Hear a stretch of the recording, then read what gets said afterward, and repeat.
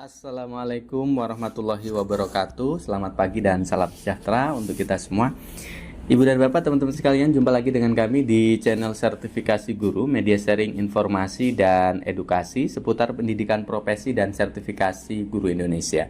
Ibu dan Bapak, teman-teman sekalian, sekali lagi kami ucapkan selamat untuk Bapak dan Ibu yang sudah mengikuti PPG dalam jabatan Angkatan 3 tahun 2023. Hari ini tanggal 16 November 2023 adalah hari pertama Bapak dan Ibu, teman-teman sekalian mengikuti PBG.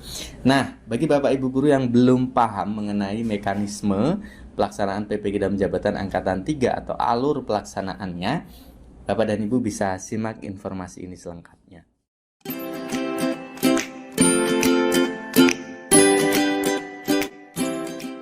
Baik Bapak dan Ibu, teman-teman, ini adalah kebijakan PPG dalam jabatan tahun 2023, termasuk juga adalah untuk PPG dalam jabatan Angkatan 3 tahun ini.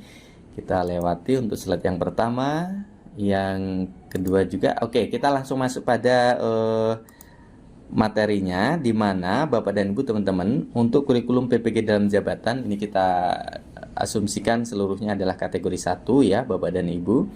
Dan PPG dalam jabatan Angkatan 3 ini untuk kategori 1 memang ya. Nah, alur pelaksanaannya masih akan sama seperti PPG dalam jabatan tahun 2022 yang lalu dan juga 2023 Angkatan 1 dan Angkatan 2. Hanya bedanya nanti ada siklus ya. Secara umum, Bapak dan Ibu, pelaksanaan PPG dalam jabatan terdiri atas 3 tahap kegiatan. Pertama adalah pendalaman materi, yang kedua adalah pengembangan perangkat pembelajaran, dan yang ketiga adalah praktik pengalaman lapangan.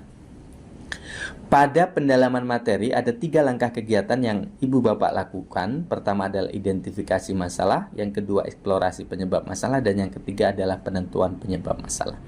Sampai pada tahap yang kedua, Bapak dan Ibu, ada 4 langkah yang dilalui: eksplorasi alternatif solusi, penentuan solusi, kemudian pembuatan rencana aksi dan rencana evaluasi.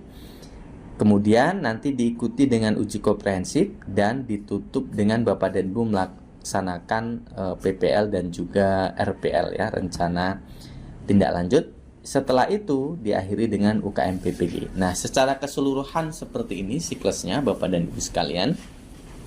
Kemudian untuk beban SKS sendiri, Bapak dan Ibu yang kategori 1, di mana Bapak Ibu guru yang diangkat sampai dengan Desember 2015 sebagai guru dalam jabatan, ini adalah bebannya 12 SKS.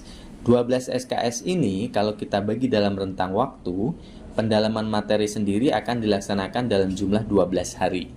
Ya, 12 hari ini apakah runtut begitu, apakah nanti ada siklus. Nah, kita akan lihat nanti penjabarannya ya pada jadwal ya. 12 hari untuk pendalaman materi, di mana pendalaman materi ini tadi ada 3 langkah gitu ya Bapak dan Ibu. Kemudian 14 hari untuk tahap yang kedua, yaitu pengembangan perangkat pembelajaran, di mana ada 4 langkah kegiatan yang akan Bapak Ibu lalui.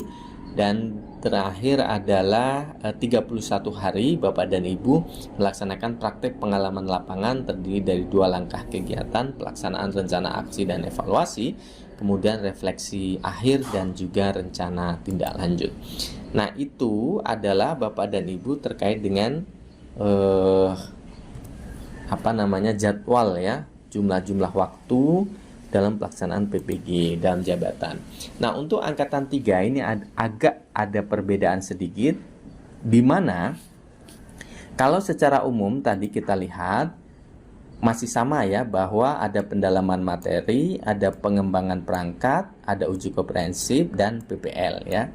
Hanya bedanya pada Angkatan 3 ini Bapak dan Ibu, ini dilakukan 2 siklus. Siklus pertama terdiri dari awal, yaitu pendalaman materi, pengembangan perangkat, uji komprehensif, PPL. Kemudian siklus keduanya juga diawali lagi dari pendalaman materi, pengembangan perangkat, PPL, dan juga rencana tindak lanjut. Kalau yang dulu itu tidak ada siklus 1, siklus 2. Jadi pendalaman materi itu dilaksanakan sebagaimana kurikulumnya 12 hari langsung begitu ya. Baru kemudian pengembangan perangkat 14 hari dan seterusnya. Nah, pada PPG dalam jabatan Angkatan 3, pendalaman materi di siklus pertama itu 6 hari. Nanti di siklus kedua ada 6 hari juga. Secara jumlah masih sama, tetapi pelaksanaannya dibagi menjadi 2 siklus begitu. Nah, menurut saya ini justru jauh lebih mudah di sini gitu ya. Karena nanti di pendalaman materi Bapak Ibu menentukan penyebab masalah pembelajaran ya. Bapak Ibu sudah menentukan penyebab masalah, kemudian nanti di pengembangan perangkat ini Bapak dan Ibu menentukan solusi, diuji oleh dosen dan pembimbing, guru pembimbing ya, kemudian PPL. Nanti lagi sama siklus kedua Bapak dan Ibu menentukan penyebab masalah, mengembangkan perangkat sebagai solusinya, kemudian PPL, dan kemudian ditutup dengan rencana tindak lanjut dan UKM PPG. Ya. Satu hal yang mungkin Bapak Ibu perlu antisipasi adalah pada saat PPL di siklus pertama, ini kan terjadwal tanggal 6 sampai dengan 21 Desember. Di mana secara keseluruhan ya hampir sebagian besar sekolah akan melaksanakan penilaian semester itu di tanggal 27 November besok atau tanggal 5 Desember.